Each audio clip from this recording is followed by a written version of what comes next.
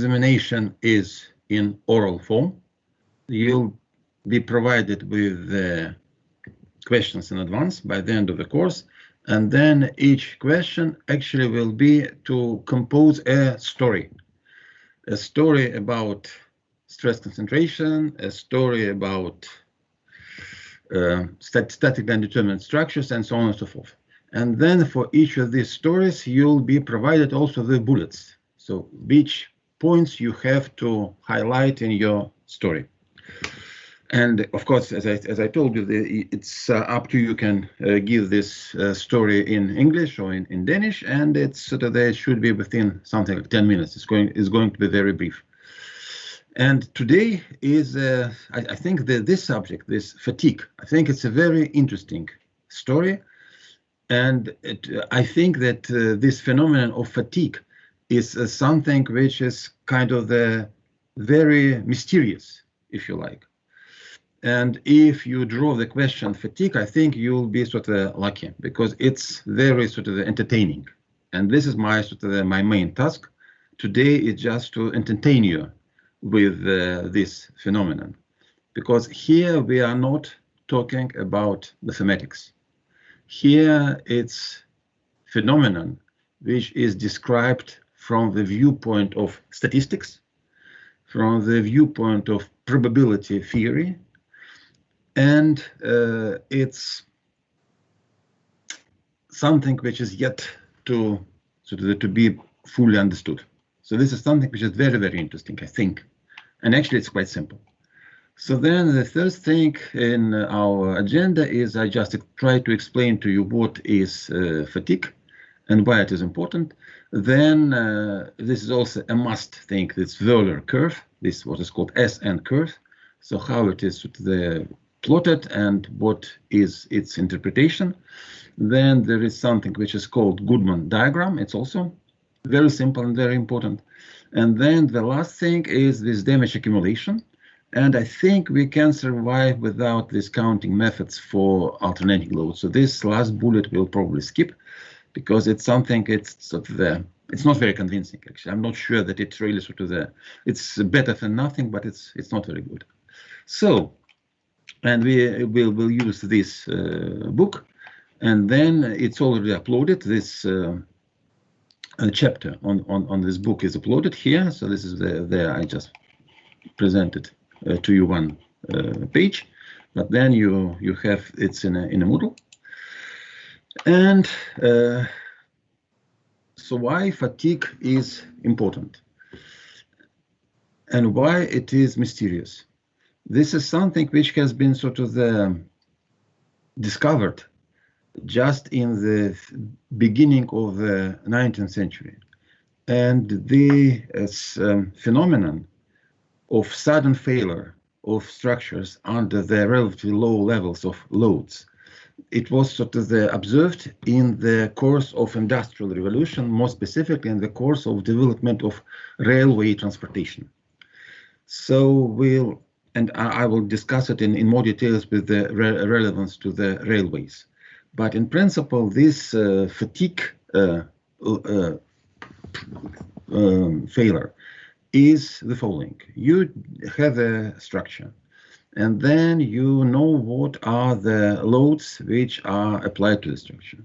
And then you do the normal standard analysis of its strength, and you design the structure in order to withstand these loads. But there is one thing which you don't take into account, or the engineers who started to do this stuff, they didn't take into account. They didn't take into account that the forces are changing in time. So if you have what is called static loading, then there is no fatigue. So you have just you have a structure. Let's say you have a building, you build it, and then it's has to withstand its own weight, and it's it's loading only once, right? Now, if we take a look at this crack in the hull of the ship, and actually it's quite it was an issue in the time of Second World War. Then there was a lot of supply of goods from US to UK, to Europe, to support the war against Germany. And then in US they started to build the tankers, the cargo ships to bring oil to Europe. And then they had to do it very quickly and very, very cheap. And then they used the design, which was sort of well established, and then these tankers they all welded. So it's just to accelerate the process of building, they did it all welded. And then the massive failures of these tankers, like this, so they just sort of they fall into two pieces due the waves. So if you cross Atlantic, then of course you may be in the poor conditions. You may have high winds and high waves, and then you have this sort of the periodic loads, and then you have this failure. Then another possibility is that this is a shaft, and then this shaft is also exposed to some sort of side loading, and then after a lot of rotations, it suddenly failed like this. And then here the last example is this sort of the off-railway vehicle, and then also this is something to do with the fatigue of the axle. So this is here, but just let me discuss a little bit more before we go to these details of the what fatigue actually sort of implies. So the most important thing is that you design the structure made of, presuming that it's made of the ductile material. So the material may have the plastic deformations. So you think you are safe with that. So you don't do the cast iron, and this hull of the ship wasn't made of the cast iron. It was steel. And then you also know the loads, and the loads are well beyond the ultimate level. So you say, okay, I'm absolutely safe because I have my material, which may sort of have this plastic deformation, so there will be no instant crack. Then my forces are much below the critical values, so the structure must be safe. But it's not safe. It fails. It fails in a brittle manner, and it fails suddenly. So this is also something which is sort of the very sort of the dangerous. So you have the instantaneous brittle failure of the structure made of ductile material under the time-dependent load well beyond the critical stresses for the static loading. So it's all very bad. And as I say, the first time engineers has come across this phenomenon was the extensive use of railways. And then this is something which I probably show here in this slide. So this is how the carriages were designed in the beginning of 19th century. I don't think there is much changing nowadays. So you have this, we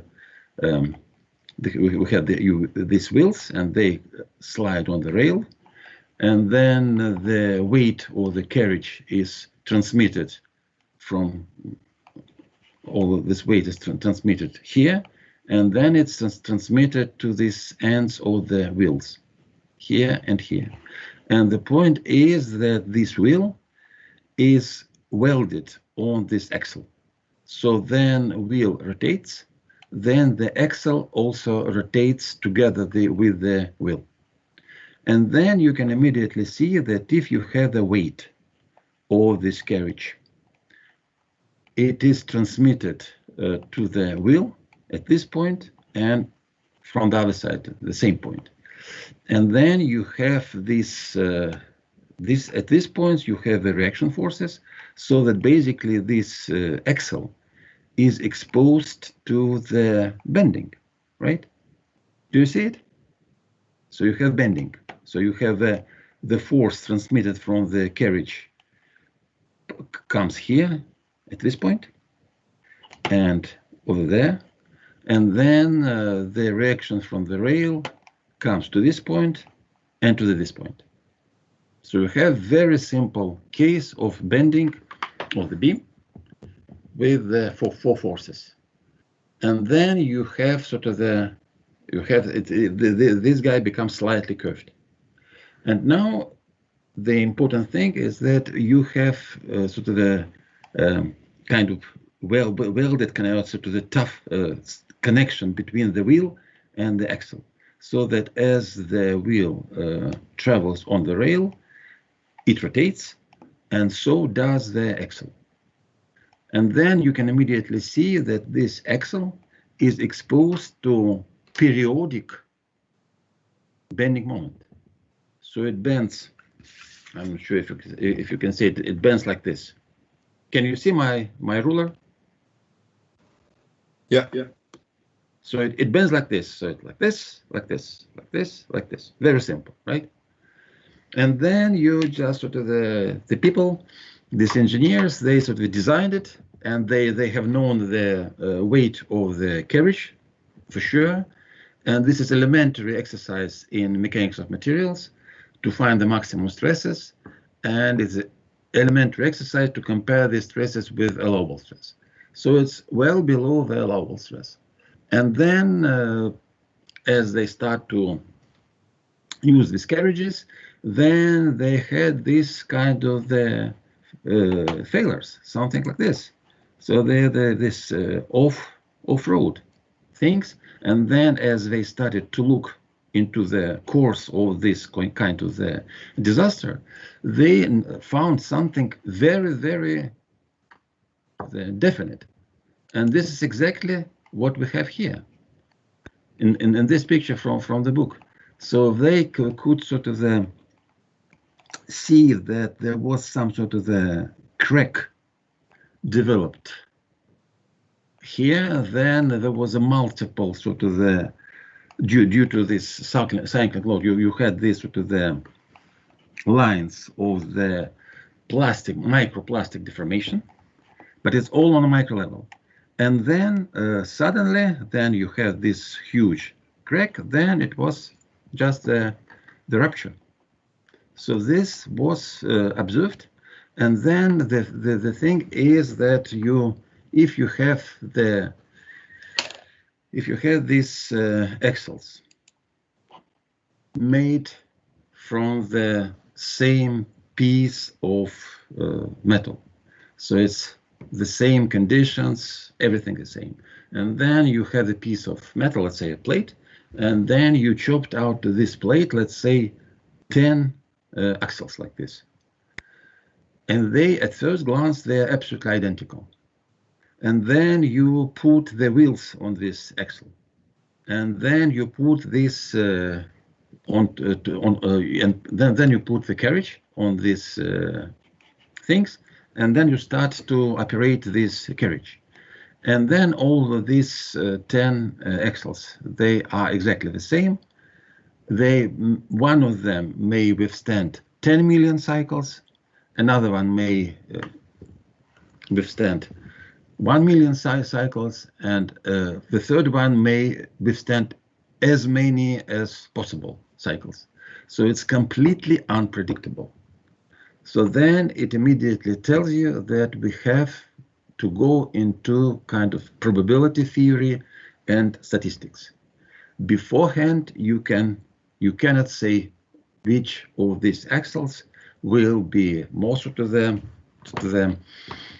stronger than other ones. Because here we come. Does it make sense so far? I think it's simple. And I think I might suspect that it may be interesting. It may be interesting. So the question is, what is the course of these things? So how we can explain this phenomenon of fatigue? And of course, the engineers back in the beginning of 19th century, they called it fatigue.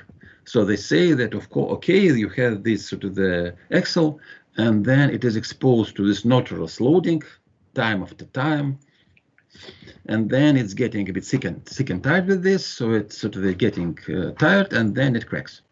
So this is why this humanistic terminology, that material is getting tired, so to say. But if we go a little bit deeper, then if we try to go into details, then we find that this is something which is extremely difficult. And of course, I don't think that we are in a position to kind of fully sort of explore this subject. But I think it's my kind of responsibility just to pinpoint you towards what matters here. Because what matters is very, very important. Then we do our mechanics of materials, with finite element method, with elasticity theory, whatever. We introduce the fundamental model of the uniform continuum. So then it doesn't matter whether you do finite elements or you do exact solution, you assume that your material is perfectly uniform. And in this case, it's isotropic. But the important thing, it's uniform, there are no molecules, no crystals, nothing. So it's just sort of ideal continuum. But in the reality, it's not the case. In the reality of all the materials, no matter brittle or ductile or whatever, composites, they have very complicated microstructure. And then the way they sort of preserve its form is that there are huge forces and huge, let's say, internal forces or stresses, which ensure the integrity of the solid body, both with respect to the shape and with respect to the volume. And here I just want to remind you that we have three phases. We have gases, we have fluids, and we have solid bodies. And then the gases, they are sort of very free, so they may change the volume. So if you just put offer for the gas the larger volume, it will occupy the whole volume, and then it's difficult to talk about the shape of the gas, right? So it's sort of, it's free to change both volume and shape. Then if we talk about fluids, they are still capable to change their shape, right? If you take a cup of water and splash and put it on the table, then it will be just sort of the pool. But it is much more reluctant to change volume. Of course, the fluids, they are compressible, but it's much more complicated to change volume of fluid than to change the shape. And the solid bodies, they are both reluctant to change the shape and to change the volume. So it means that in the solid bodies, we have huge internal forces or internal stresses, which sort of ensure their integrity. So now, if we consider this kind of loadings, which we look into in mechanics of materials, this is, if you wish, some kind of the ripples on the surface of these huge internal forces, which are already there. And then if we do loading only once, then these micro defects and kind of imperfections which inevitably exist in the solid body, they kind of adjusted to this load, which is x only once, and then it sort of it maintains its integrity. But if you do this ups and downs, if you just apply the force in one direction, then you apply a force at another direction, you change the amplitude, you change the frequency, maybe. So then it makes these kind of micro defects advancing. So actually what happens is that you have more and more defects in this microstructure of the solid body. And then these defects are becoming larger and larger. Then they sort of collide with each other, and then they sort of produce, after all, they produce this kind of crack, and then this crack gradually propagates across the material. So in principle, what happens here is that we have a lot of these micro defects. We have huge amount of this micro stress concentrators in the material. and then they behave in a way that if you introduce time-dependent forces, all these micro defects, they are getting larger, and they start to sort of join each other. And then this is something which you cannot detect anyway. But if you sort of have some kind of the more or less sort of the appreciable damage, then in principle you can detect it.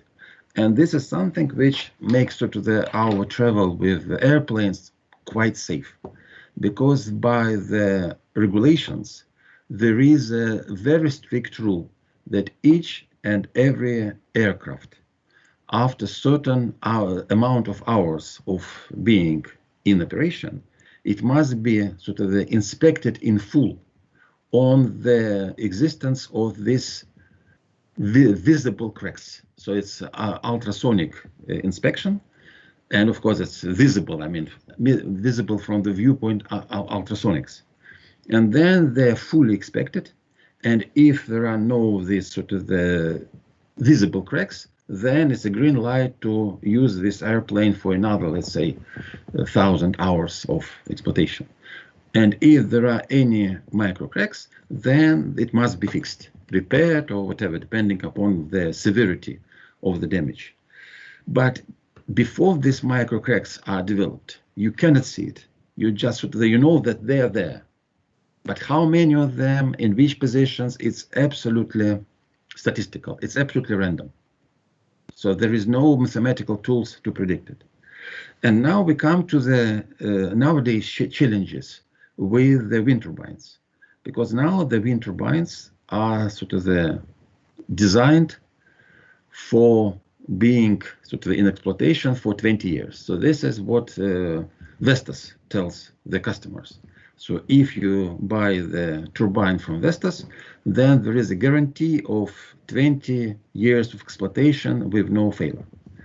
And of course, these blades of wind turbines, they're exposed to highly time-dependent loads, right? So depending upon the severity of the wind. And then they are made with these composite materials. And it's the same story with the composites, with the fatigue. They also have fatigue issues, but they're even more complicated than these simple isotropic materials as metals. And then you can, of course, the same, it's quite similar to the airplanes, but there is a difference.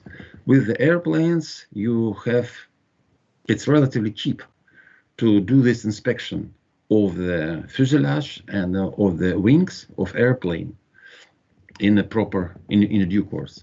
And with the blades of wind turbines, it's much, much more expensive. So you see, if it's at offshore, you have to stop this operation of these wind turbines, you have to deliver there all this equipment, and then you have to do these measurements.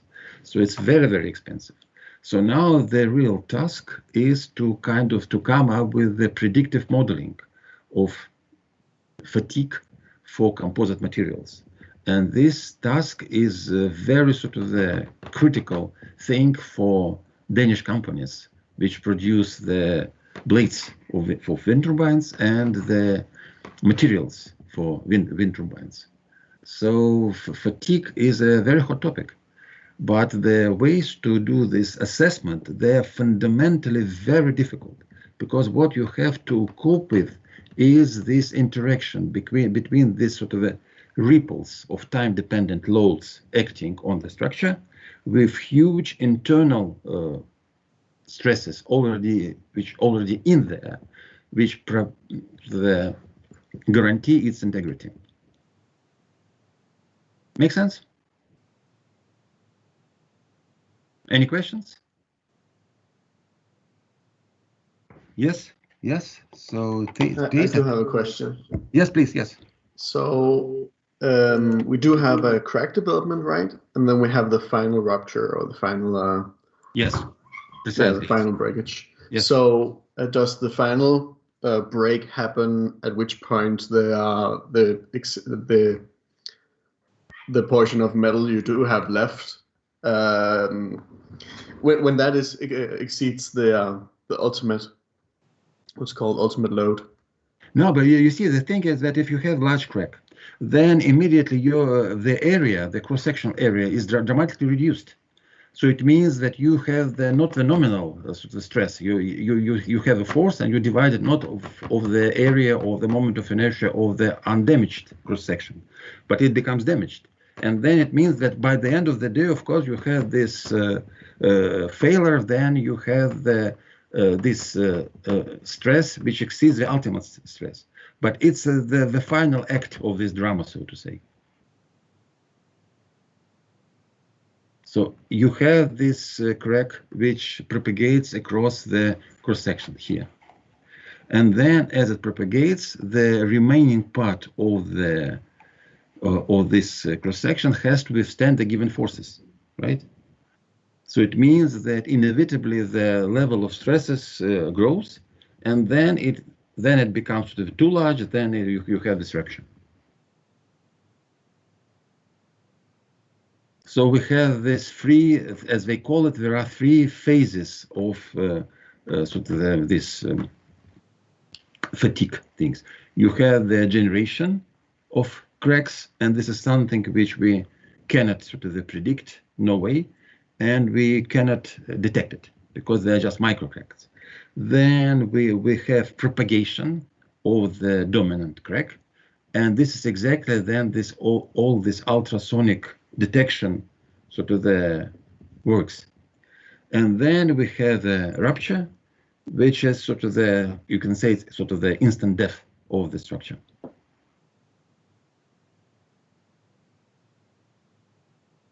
Make sense? Yeah, thank you. Good. Some other questions?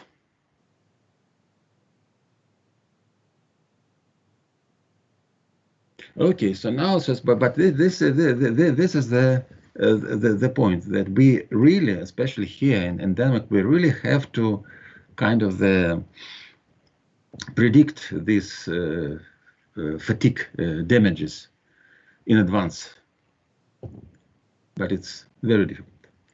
So if we return to the fatigues, then what is it? I think I hope I have explained it. And why it is important, I also think I have sort of explained it to you.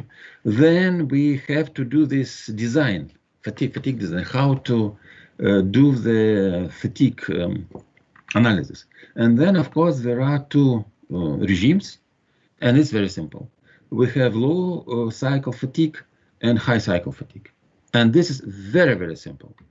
If we do the low cycle fatigue, then basically we allow for visible plastic deformations from the outset. So if you have,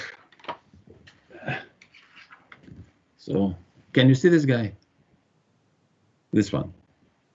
So now I'm not going to do this low cycle fatigue, but I just explained to you. So low cycle is like this. So I do like this.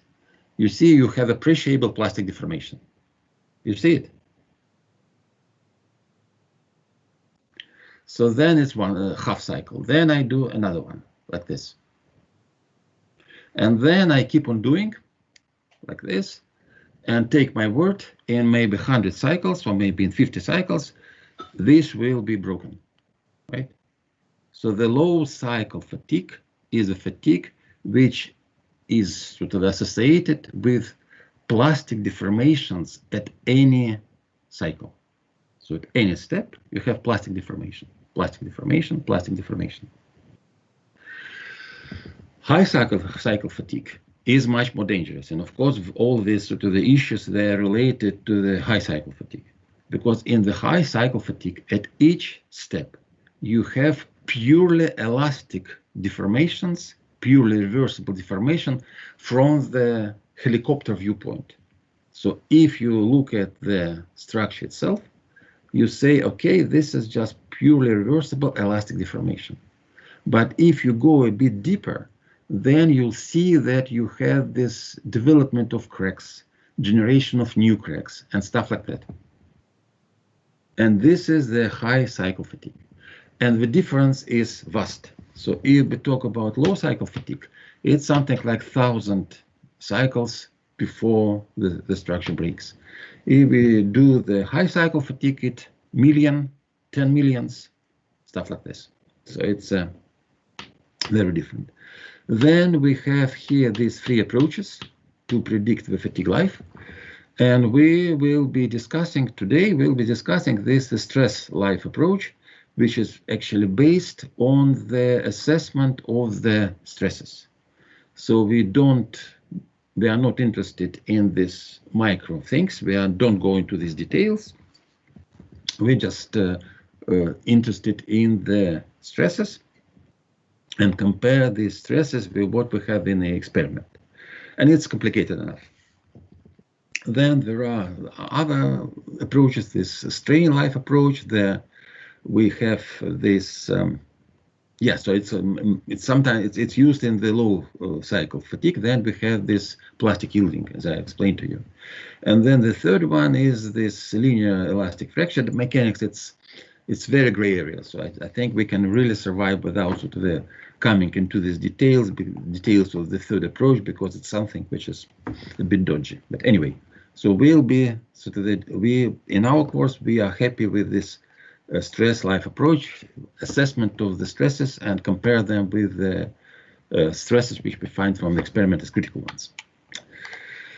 Then again, the very good example of the structures exposed to fatigue is the ships, because ships, they are operated in the open ocean, and then we have waves, and then these waves, and then these random waves, they produce the time-dependent stresses in the ship hull. And of course, we want to ensure the sort of the functionality of ships. So then what happens is that we have the history of stress depending upon time. And this is something like this, and it can be, it's truly random. So then the idea for assessment of the stresses, of the reliability of the structure, is to kind of do some regularization for this time history into something which we can somehow reproduce in the experiment. And then what is done, and actually this rain flow, it's something which is quite naive, but it's better than nothing. This methodology, it just sort of aimed at conversion, this time history, into something which is more or less sort of the regular. So we just say that this thing may be, with doing this or other tricks, presented as superposition of simple harmonic loadings. There we have the amplitude, and we will have mean stress. So this is the important thing. So we have absolutely random thing, random recording of the time dependence of stresses, like this. And in order to come up with some sort of the predictable predictions of the fatigue, we convert this random stuff into superposition or sequence of periodic loads. And then we do it, we introduce very important assumption, and I think this is something which you have to remember, that in this standard theory of fatigue, or it's not theory, it's kind of the modeling of fatigue, we claim that there is no dependence of fatigue life upon the frequency. So what actually matters is just the number of cycles. So it means that if you apply 10 cycles in 10 seconds, the damage will be the same as you apply 10 cycles in 1 second. So the damage will be the same. And of course, this is, again, this is kind of the simplification, but it's done just in order to be able to conduct the experiments, because otherwise it will be absolutely nightmare. So it's bad, but it's better than nothing. So this is something which is kind of the motto of all this sort of the predictive models in the theory of fatigue. So it's all bad, but it's better than nothing, and we have to use something. So then this terminology, this is quite simple. So we have for different combinations, we can find the amplitude and the mean stress. And of course, the fatigue will be dependent upon the amplitude and upon the mean stress. And I think we'll be able to do this quite clearly, these things. Now, if we return to this stuff, and remember, it was the first time ever that engineers met this phenomenon of fatigue. Then you see immediately that what happens here is that we have the time-dependent loading, which is perfectly periodic, right? The moment in the deformation in one direction is the same as in opposite direction, and there is an absence of mean stress. Does it make sense? So with this example, we have the mean stress equals 0, and we have what is called symmetric cycle. So the compressive stresses equal the tensile stresses, and they repeat themselves. Make sense? Good.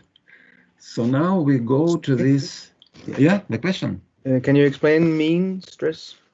Mean stress, oh, it's very simple. So just let me show you. So, boom, we go here. So you see you have the stress, which is periodic, but it's not necessarily around the 0. So you have maximum stress, it's positive. You have minimum stress, it's also positive, right? So then you have the amplitude, which is sigma max minus sigma mean a half.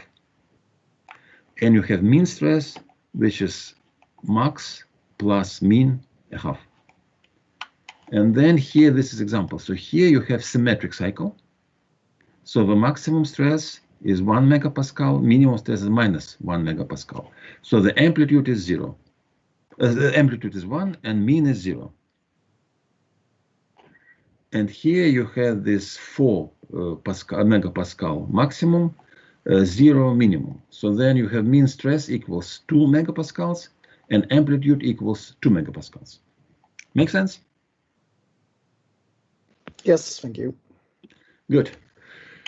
So we move on and we meet this August Höhler, German engineer.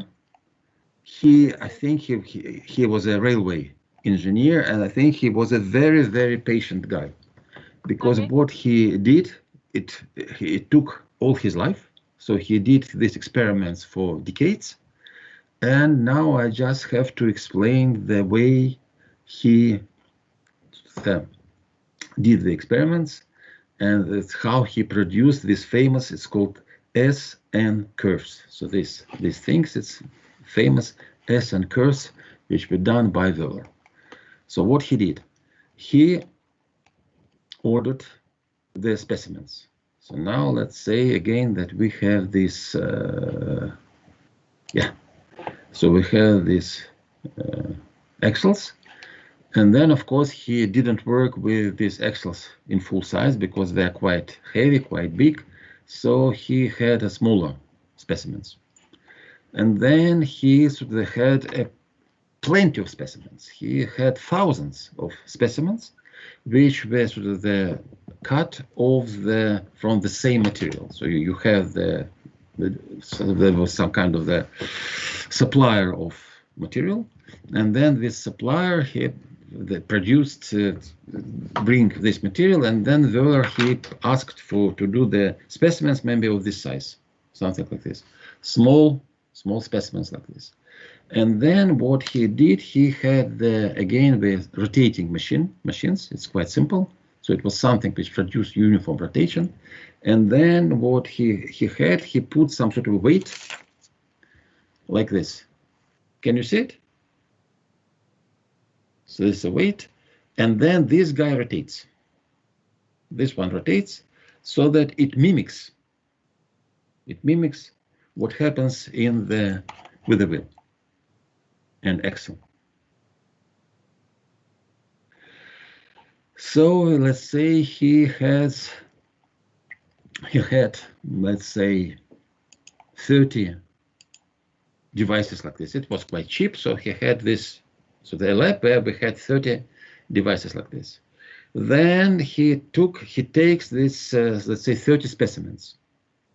He put these specimens into these rotating machines, and at the end of each specimen, he hangs a weight of, let's say, 5 kilo. I don't know, maybe 50 kilo. So this is, you have 30 specimens in exactly the same conditions, exposed to exactly the same rotation with exactly the same weight at the tip, like this. And then he sort of starts the procedure. So then these specimens, they begin to rotate. So it's the same dimensions of the specimen, the same loading, 30 specimens. And then you can imagine that it's virtually impossible to expect that all these 30 specimens will fail simultaneously. Do you agree? You see that it's absolutely impossible that all 30 will fail at exactly the same number of cycles. So this is exactly what we have in this curve. So let's say we have here this, let's say 0.7, and I will explain in a minute what happens here, what is SF to S ultimate. So then you have this failure number 1, failure number 2, failure number 3. Let's say it's something like, as I say, 30 specimens. So then, and what he did, you can't come up with any conclusions about fatigue with a single specimen. You have to have representative number of experiments because it's statistics. So you may have quite a large differences.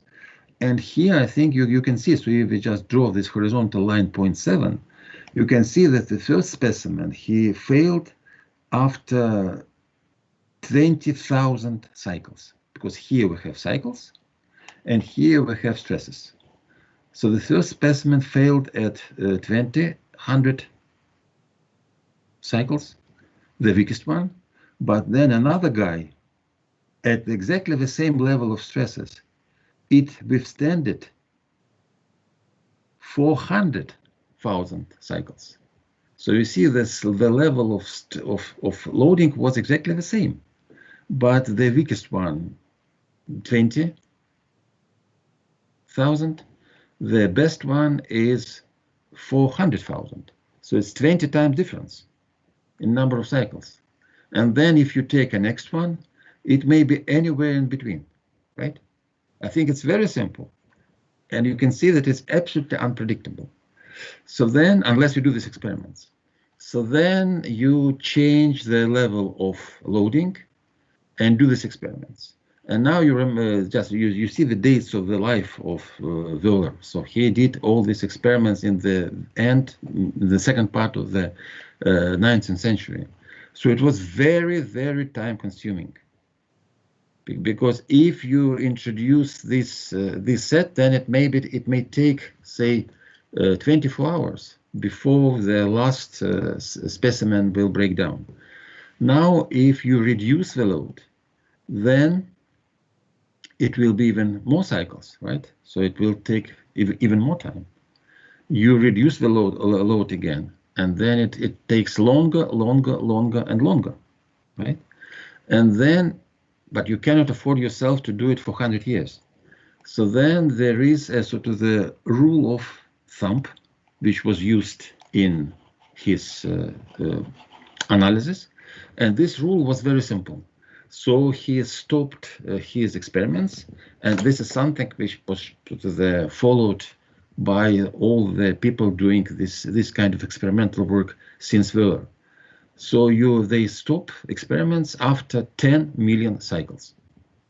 So you see here the the finite value is 10 power 7. It means 10 million cycles. And the common sense tells you that, of course, it may be the case that the specimen which withstanded 10 million cycles will fail at 10 millions plus 10 cycles, or 10 millions plus 1,000 cycles. It's possible. But we say that if the specimen didn't fail with the 10 million cycles, it will never fail at all. It's kind of the, we have to survive somehow. It's again, it's bad, but it's better than nothing. So you see, it takes ages to produce this Euler curve. And then, so here in the horizontal line, we have here number of cycles. And then you can immediately see that the lowest one here is 1,000.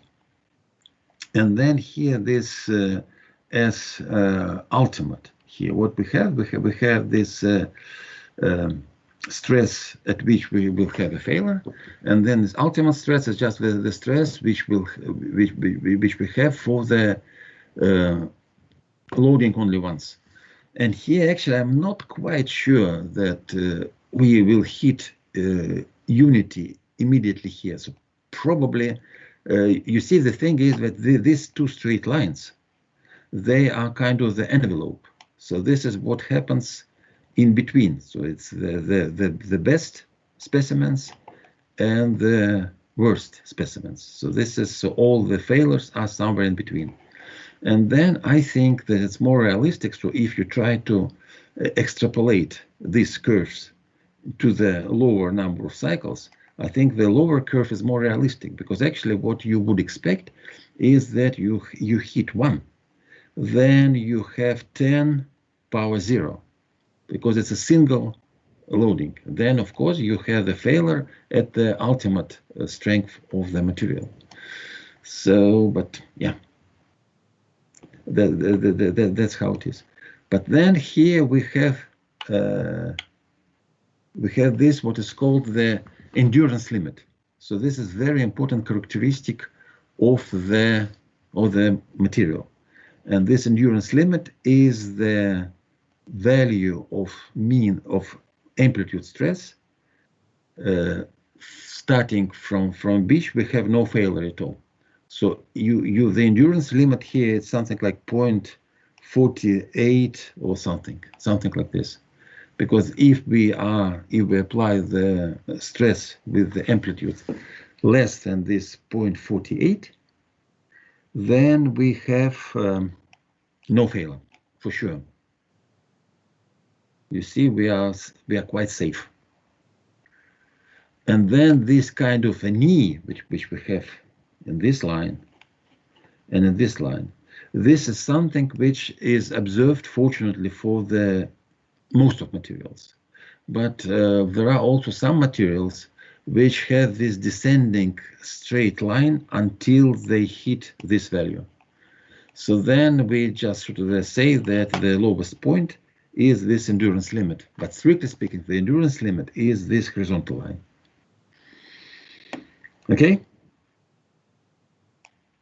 So now let me see. Yes, so it's exactly what is explained here. So we have here this endurance limit, where then we have a knee, but we also may have this, if we have no tendency, then again, and then it says, so this is something which I'm not quite sort of happy with. I think what really happens is that this number of cycles must be not 10.6, but 10.7 for this guy.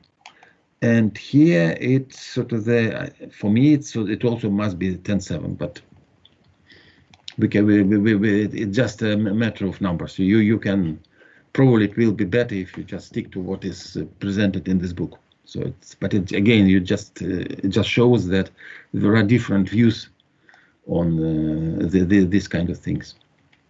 Right, and then just before probably we will need some short break, but just before the break, I just want to show you dramatic difference between what Wöhler was doing and the way the fatigue tests are conducted nowadays. Because here he had these specimens, as I shown you, this kind of specimens, and exposed to this sort of a uniform rotation. And now if this companies like Boeing, so if they sort of design and manufacture the aircraft, then they introduce the fatigue testing at full scale. And here in Denmark, then the manufacturers of the wind blades, they do the same things. So you have the blade, length 120 meters, and you sort of put it into this vibration sort of the thing, and you expose it to vibration. And then you measure the stresses, and also you see how the cracks are developed and so on and so forth. So it's extremely, extremely expensive. You can imagine how much it will cost, because it's not the test for 1 hour.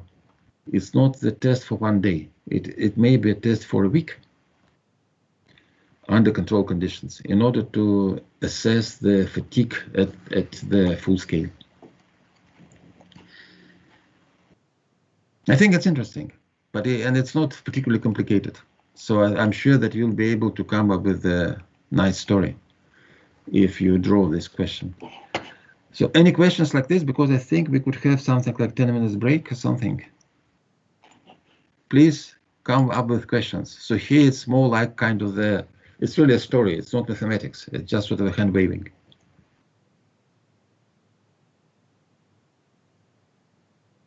No questions? Everything is clear? You are able to sort of to explain these things?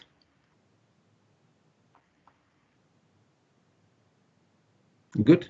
So now let's take a break and let's sort of resume at 20 minutes past. So let's say 9:20. We'll continue. About these stories that you want us to tell during the exam. Mm-hmm. I was just reading on Moodle that we're supposed to present these subjects with the use of a blackboard or paper and pencil.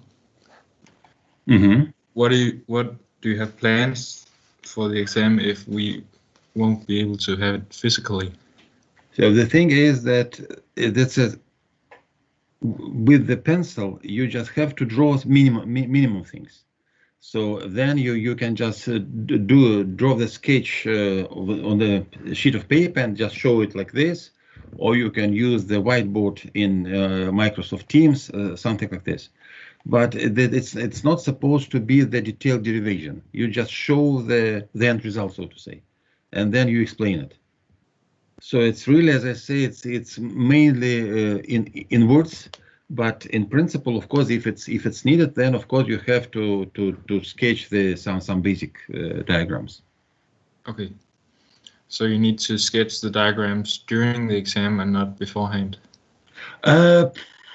You see, this is something which is, for me, both things are okay. But this is a course which is given by several people, so I think probably you'll be sort of the better informed by the end of the course itself. Because then there's two other guys, they may come with some definite suggestions, and I will just, I'm not a course holder, if you like. So I just accept whatever these guys come up with. All right. Thank you. Good. Other questions? Okay, so then just return to this picture. I hope you see this creating a Wöhler curve. And then just 2 points. The first thing is that you should understand that this way of drawing these single lines, like this and like this, depends upon one thing, whether we have this knee or we don't have. If we have this knee, this horizontal line, then we say that this is a real endurance limit. So if you have amplitudes of stress below this red line, somewhere here, then there will be no failure. if we have this straight line, then this is kind of the tentative or sort of the pretended endurance limit, because it might be the case that this line will go down and hit the horizontal axis. So probably there will be always a failure. But this is the point there we stop the experiments. Then again, you might be a little bit confused comparing these things with what we have in this picture, because here the diagram is chopped at 10⁻⁷, and this is something which, then I was a student, this is what I was taught many years ago. So the experiments are finished after 10 million cycles. Here in this modern book, you have this kind of a diversity. So here it's 10⁶, here it's probably 5:10:8. So don't bother. So this is just a matter of taste. So this is not critical. So the important thing for you is not these numbers, but the understanding that you may have a knee, and then you have the real endurance limit, and you may not have a knee, and then you have this sort of here you stop. So this is not critical. It's up to you both. Okay, so if you say that here it's 10 millions and here it's 10 millions, it's fine with me. If you just follow the book and sort of survive with this sort of the inconsistency, it's also fine with me. Another thing which you have to be absolutely aware of is that here we have the envelope. So the lower one is the kind of the worst scenario case. This is the weakest specimens, and the upper one is the best scenario case. It's the best specimens. And then here you have a single line. So then this single line, it may be drawn optimistically, it may be drawn pessimistically, and it may be drawn anywhere in between, right? Again, this is a matter of taste, a matter of how responsible you are as an engineer. But please keep in mind these kind of things if you compare this curve from this Norton book and these two curves. Make sense? No questions about it? It's not confusing? Yes, please. Yes, please. Why is the SF right there and not, for example, at 10⁶? So this is a good question. I don't know. So for me, if I were author of this book, I would definitely make sure that there is a consistency between figure 6.8 and figure 6.33. Here there is an inconsistency, but it's not the matter for our educational purposes. Okay. It's not the matter, because we are actually, I'm not the intended to make you an expert in the fatigue. This is just the first touch of the theory. But I just wanted to draw your attention to this in order to not make you confused. Before you spot it yourself, I just spot it and show it to you. Any other questions, please? Please just ask. It's I think here it's sort of there are a few things which probably are obvious for me, but I have just sort of didn't mention.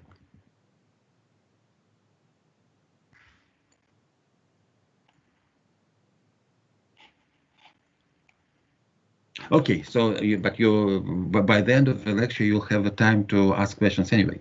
So now let me sort of bring to you this awful picture what we have. So what I have shown here, it's a nightmare. It's very, very bad, because if you take the specimens of other size, if you take another kind of loading, if you take the specimens with stress concentration, without stress concentration, it will be different picture. And then each of these sort of the curves, it takes a lot of time for the specimens. And then there is a sort of the ocean between the specimens and the real structure. So we also have to somehow to adjust these experimental results for the specimens to the real structure. So these are enormous challenges. So this fatigue analysis is it's really a mystery. If you like, it's kind of the art for the engineers, and it's really amazing that they manage to cope with these things, because it's from the scientific viewpoint, it's just I mean, it's extremely difficult. So then I completely skip this creating the curve. We can sort of just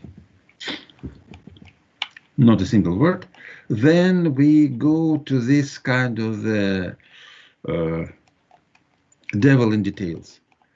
That the truth is that the type of loading, whether it's torsion, bending, extension, compression, the size, the quality of the surface, whether it's polished or it's rough or it's very, very fine polished, the temperature, and also reliability, they all affect the values of this endurance limit and this tentative endurance limit. And these sort of the coefficients, they may be larger than 1, then maybe less than 1, depending upon how you calculate, how you determine this CE and SE and SF. But the take-home message is that this SE and SF you may find only experimentally. There is no way whatsoever to find them theoretically. You just go to the lab, do these notorious experiments, and then you've got these numbers. Then you, by means here, you may use some kind of the fair hypothesis. So what is the influence of the type of load? Meaning it could be bending, it could be torsion, it could be extension compression. What is the influence of the size, and so on and so forth. So all these coefficients, they may transform this value to something which is 10 times less. Sorry, this one, with corrections. It may be 10 times less than this one. So if you did the experiments and experimentally found this endurance limit with a perfectly fine side surface, and then in your real life you have the piece, the component which has rough surface, then this coefficient of the surface, it may be something like 0.5 or 0.4, and all other ones. And also please notice this reliability limit, this the last coefficient, because it's all probabilistics. So if you want to have very, very high sort of the reliability, so if you want to have this almost 100% sure that there will be no failure, then please reduce this value in 40%. And if you are ready to play a gamble, to say it's 50-50, flip the coin, let's see what happens, then it's 1. But otherwise, if you want to be more and more safe, it becomes less and less. And here, what is written here, so these corrections factors may change this corrected endurance limit very, very much. Okay. So now it's sort of it's not the whole story. So now we have to see what's going to happen if we have the mean stress. Because so far, following Wöhler, this classical SN, and you remember S, it's endurance and number of cycles. Then it was done without taking into account the mean stress. And then if you account for mean stress, then of course all these curves, they go down. So we have it becomes more and more sort of vulnerable. And of course, if you have very large mean stress, if mean stress equals the ultimate stress, then you have instantaneous failure. Of course, it's obvious. So the mean stress is sort of very much influences the fatigue. And then we have this is what is called the Goodman diagram. And again, this is something which you have to understand very clearly, that this diagram is just for the simple case of loading, just for the single specimen for which you already performed the Wöhler curve. So you already have a Wöhler curve with no mean stress. And now you want, for the specimen, for given set of specimens, you want to account for the mean stress. So if this Goodman diagram cannot be directly applied to the real structure. So there are miles and miles between the real structure and this Goodman diagram. But nevertheless, this Goodman diagram is better than nothing. And this is one of the bullets in this sort of a story you are supposed to tell. Then you draw the question fatigue. So now let's sort of discuss these things. So the first thing is that we have here the horizontal axis is the sigma m. It means the mean stress. And the vertical axis is sigma a. It means the amplitude. What we know for sure is this point C. And again, here, please be really practical, because you need to present and explain this diagram in the exam, and also the Wöhler curve. So this point C is the end result of the Wöhler analysis. So here we have this point C, which corresponds to the zero mean stress. Zero mean stress, Wöhler analysis, either real endurance limit or this tentative endurance limit. So this point C. Then we have point F, and this is the ultimate strength of the specimen, stress at which the specimen really falls apart, no matter whether it's ductile or it's brittle, so it falls apart. But here, of course, we talk about ductile materials. So this is complete failure in the case of tension, F, and here this is, and here this is complete failure in the here this is the failure in the case of compression. But here, please notice that here this ultimate in tension, and here it is actually yield in compression, and here it's yield in tension. So the points are the 4 points, basic points from experiment, are this Wöhler point of the endurance limit, then the ultimate strength in tension, then yield in tension, and then yield in compression. So we have these 4 points, which we know from experiments. So this is something which we know for sure. Then we introduce one more point, this point G, and we say that this is yield in tension. And then this is the point we say that if we have the amplitude equals yield stress, then it's not allowed to have this kind of the regime. So that is also kind of the, but this is not the real failure. This is sort of the what we put on top of these 4 points which we have from the experiment. So this is from the experiment, this from experiment, this from experiment, and this from experiment. This is our belief. So we put this point. Then we draw the line from this yield stress with no amplitude, and this yield stress with no mean. And then the next line is we draw the line from this point, there you have ultimate strength and tension, to this point, which is the Wöhler point. Then we draw the next line, it's from this yield it's hypothetical point, to this experimental point. And then we chop this diagram by the horizontal line of the endurance limit. So by doing this, we just say that endurance limit, if we have compression, it's not deteriorates. So it's the same as in the absence of compression. And then this gray area is the allowable combination of the amplitude and the mean stress. And this is what is called Goodman diagram.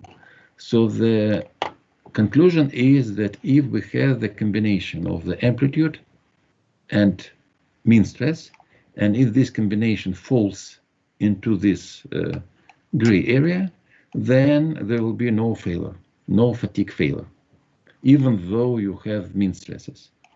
If we are outside this gray area, there will be the failure.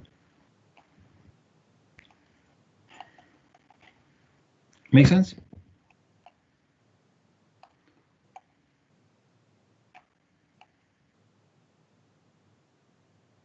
Questions?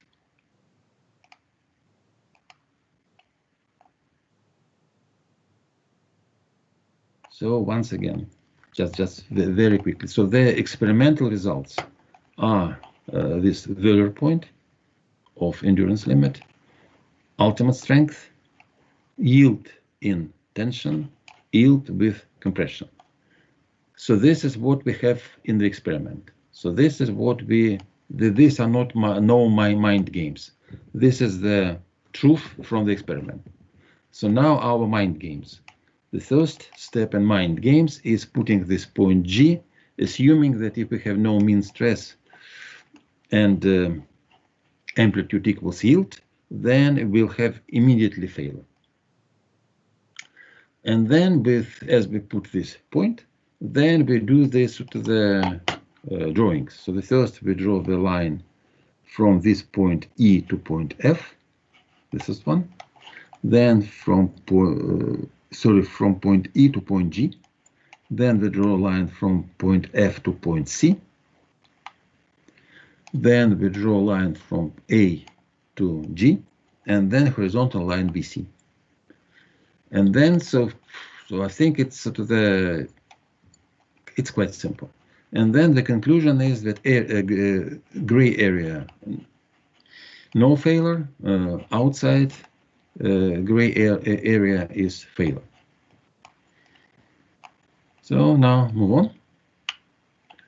And then of course we skip this exercise. Sergey, Yes. Yes. Explain how this diagram is then or different from Wöhler. So the Wöhler diagram. So if you just go to the Wöhler diagram here. So this is the diagram which is plotted for the absence of mean stresses. So the classical Wöhler SN diagram is the diagram with no mean stress. You have only the amplitude.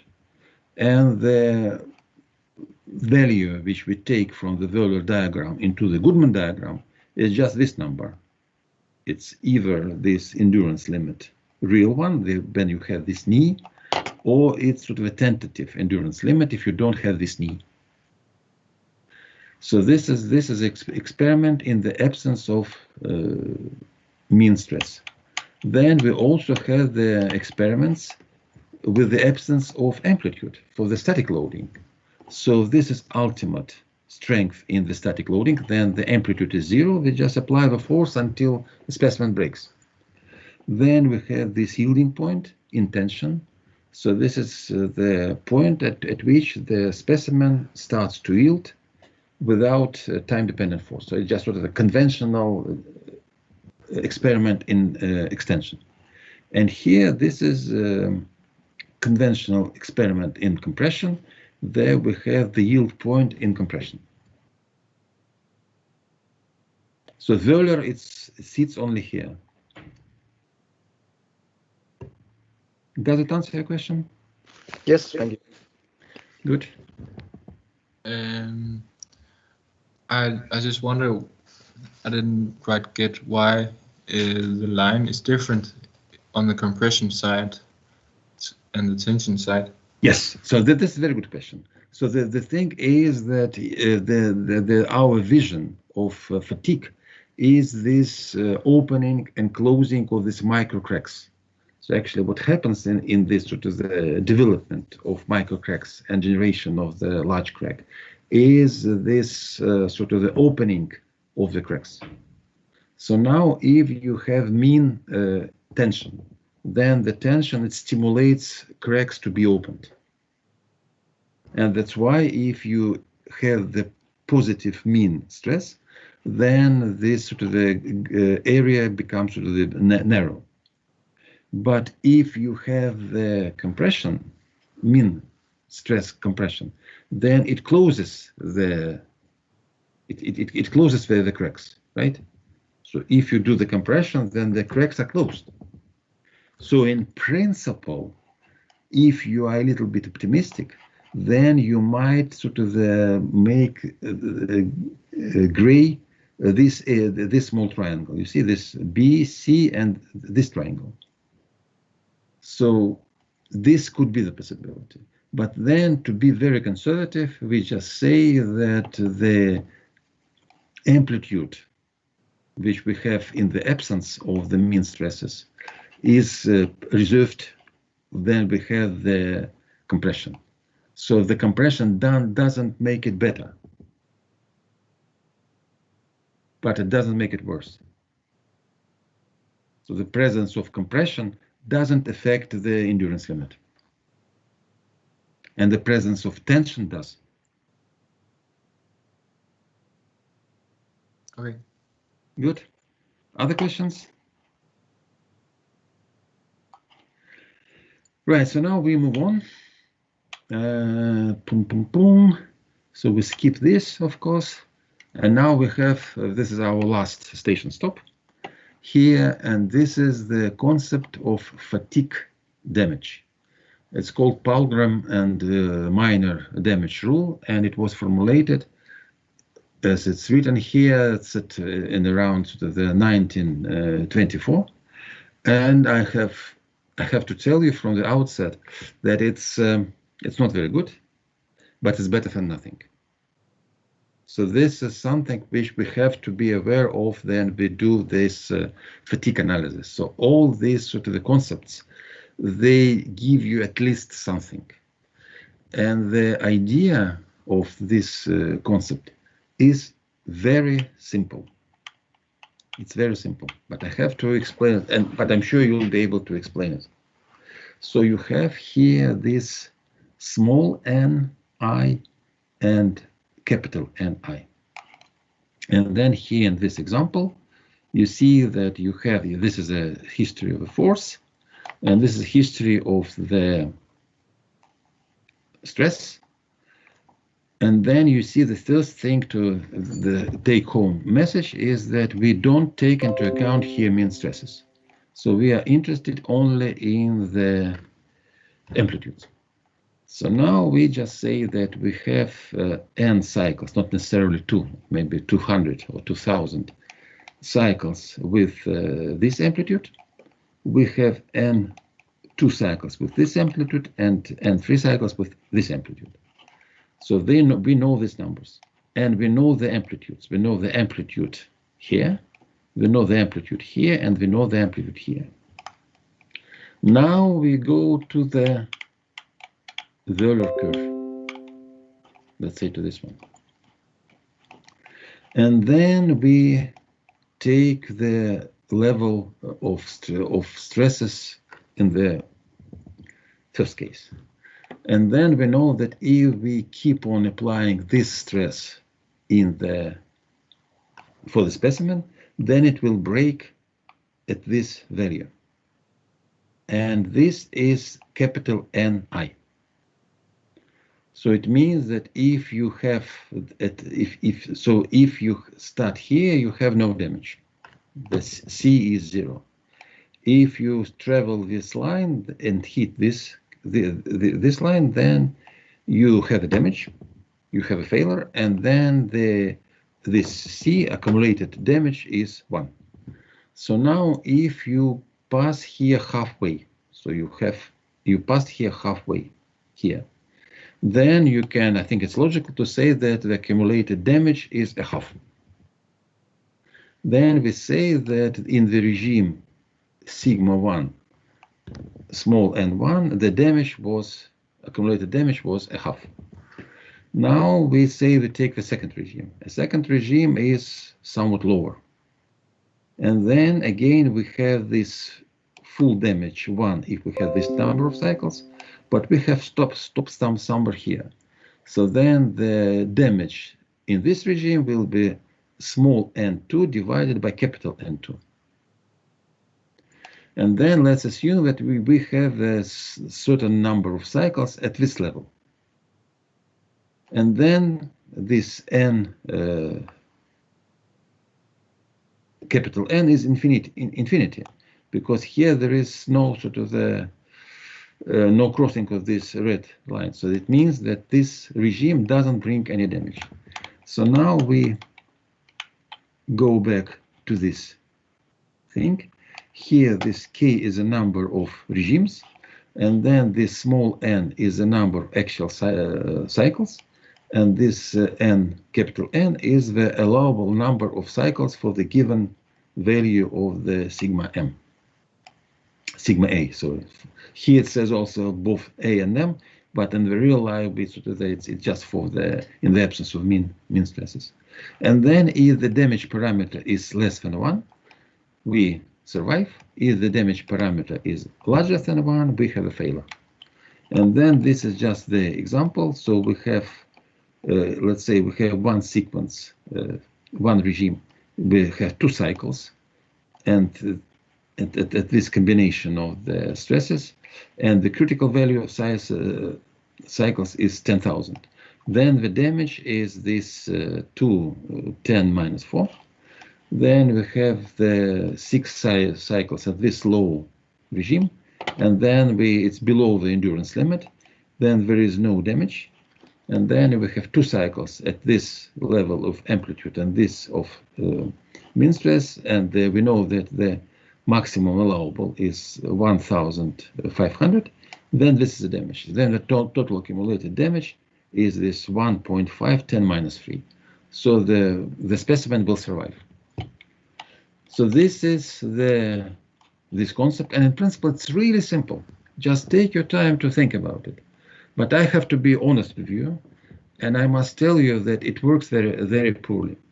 So you may have a damage, then this C is just 0.15, and you may not have a damage, then this coefficient is around 8.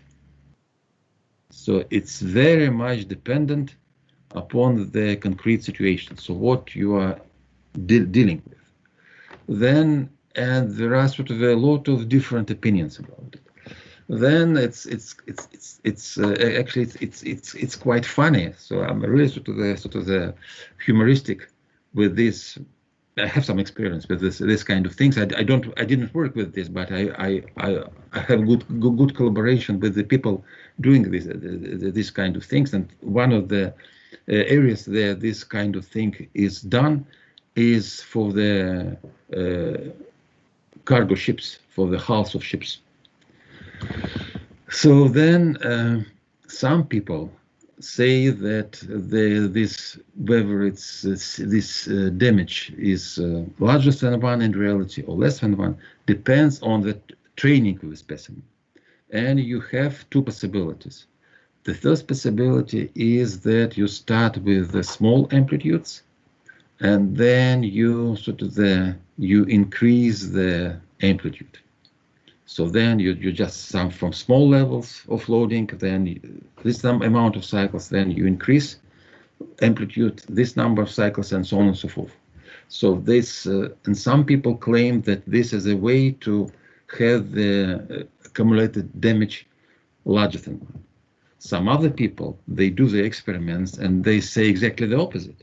They say that in order to have this accumulated damage larger than 1, you have started with large amplitudes and then make life for the specimen easier and easier. So from the ascending order to descending order of amplitudes. And each group, they have their own sort of the evidences They have their own sort of examples. So this is something which is very much disputed. So I don't mean that you have to put it into the story. In your story for exam, it's just sufficient if you just explain we have this accumulated damage, and this is calculated like this. But in principle, it's really funny thing. And now we have there are some sort of the non-linear models, and again different insurance companies, they do it differently. So what I'm talking about, this marine industries, I'm talking about Lloyd's Register and what is called German Lloyd, but now they recently merged the Norsk Veritas. So we have this Norsk Veritas, we have Lloyd's, British Lloyd's, and they have quite different opinions about it. But they're very cautious and kind of they're insisting. Yeah, but it's another story. Yeah. Any questions? Because I think this is sort of all I wanted to tell you about this mysterious subject of fatigue.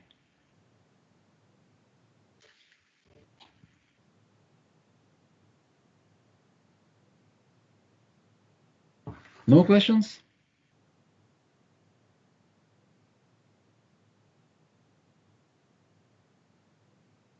No questions at all? Okay. Okay. But I hope it wasn't too boring. So probably it was a little bit boring yesterday. Then we talked about statically undetermined structures with all this maths. But here there is no math. This is just speculations, right? So this is just kind of the hypotheses and speculations and experiments. So here there is no mathematics. Right. So then it brings to the end my part of the course. And then we have of course, we have no exercises on this fatigue stuff. So I have a quick question. Yes, please, yes. So at the exam, we only have to tell about these graphs and the hypothesis of fatigue, but no like concrete examples. No, what you're supposed to do on the exam, you have to explain very clearly what is meant by fatigue. Then you have to explain convincingly what is the Wöhler diagram, how it is influenced by different factors. Then you have to explain what is this Goodman diagram, what is the purpose, and how it is sort of the setup. And then what is the idea of this concept of fatigue damage accumulation?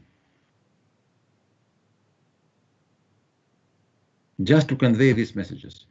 So I think I think if you draw this question, I think you'll be kind of fortunate, because I think it's simple. At least I think it's very simple. Okay.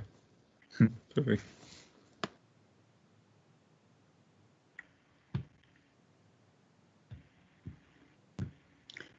Well, so just to remind you, you'll have more lectures, but then the thing is, at least this is how it was last year and 2 years ago, is that we prepare the questions for you, and this question will be a kind of the set of the story about each of the lectures, and then we'll give you the bullets or points which you have to highlight after each lecture. And then it's again, it's oral examination in 3 weeks' time. And that's it. I hope it was useful for you. And then let's say that in maybe at 10:30, I'll be again available, and then I'll be happy to answer your questions regarding all these 4 lectures. So not necessarily about damage, but also about fatigue, but also about all other stuff. So let's say I'll be available again at from 10:30 to, let's say, 11:45, something like this. So I think it will be enough for you. Okay. Sergey? Yes. I had quite big difficulty with solving the first assignment from last lecture yesterday. Is there any chance you could go through it 10:30? Yes, sure. Yes. So it's the assignments. We will discuss assignments and we'll discuss all other things. Yes, sure. So I'll be online. Yeah. Thanks.